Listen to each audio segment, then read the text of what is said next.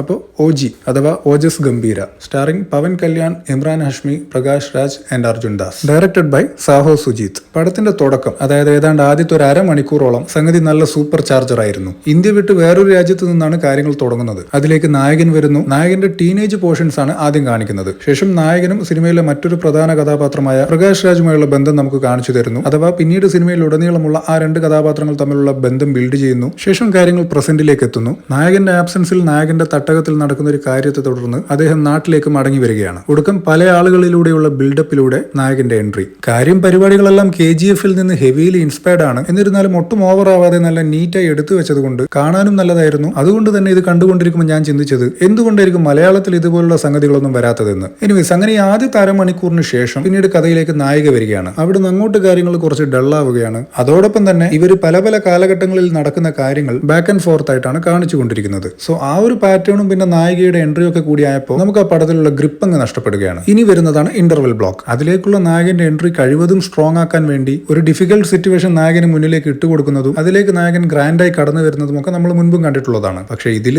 പല പല പ്രശ്നങ്ങളാണ് ഇന്റർവെൽ ബ്ലോക്കിൽ നായകന് മുന്നിലേക്ക് എത്തുന്നത്. അതിലെല്ലായിടത്തും ചെന്നെത്തി നായകൻ അത് പരിഹരിക്കാൻ കഴിയില്ല എന്നറിയുന്നത് കൊണ്ട് തന്നെ ആ ഒരു ഇന്റർവെൽ ബ്ലോക്കിന്റെ പഞ്ച് എനിക്ക് ഒട്ടും വർക്കായില്ല.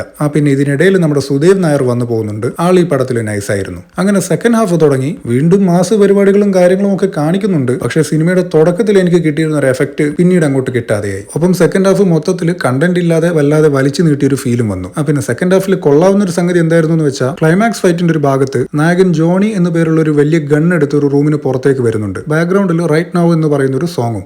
ഇത് സംഗതി എന്താണെന്ന് വെച്ചാൽ രണ്ടും പവൻ കല്യാൺ റെഫറൻസ് ആണ്. ഈ ജോണി എന്ന് പറയുന്നത് പുള്ളിയുടെ പഴയൊരു കൾട്ട് മൂവിയാണ്. ഈ റൈറ്റ് നൗ എന്ന് പറയുന്ന സോങ് പുള്ളിയുടെ പഴയൊരു ബ്ലോക്ക് ബസ്റ്റർ സിനിമയിലെ പാട്ട് റീക്രിയേറ്റ് ചെയ്തതാണ്. സോ ഇതിനെപ്പറ്റി ചെറിയ ധാരണയൊക്കെയുള്ള ആളുകൾക്ക് ആ സംഗതി നന്നായി വർക്കൗട്ട് ആവും. പിന്നെ ഇതിൽ അർജുൻ ദാസ്, കാര്യം പുള്ളി വലിയ സൈസ് ഒന്നും ഇല്ലെങ്കിലും ആളുടെ ആ ഒരു ഫേസും ഹെവി വോയിസും ഒക്കെ വെച്ച് നല്ല പവർഫുൾ ക്യാരക്ടർ ചെയ്യാൻ കേപ്പബിൾ ആയ ഒരു നടനാണ്. പക്ഷേ ഈ പടത്തിലെ പുള്ളിയുടെ ക്യാരക്ടർ ഭയങ്കര വേസ്റ്റഡ് ആയി പോയി. തുടക്കം മുതൽ ഒരു സ്റ്റെബിലിറ്റി കൊടുക്കാത്ത, ഡയറക്ടർക്ക് തോന്നിയ പോലെ അങ്ങോട്ടും ഇങ്ങോട്ടും തട്ടിക്കളിച്ചൊരു കഥാപാത്രം. അങ്ങനെയായിരുന്നു ഈ പടത്തിലെ പുള്ളിയുടെ ക്യാരക്ടർ.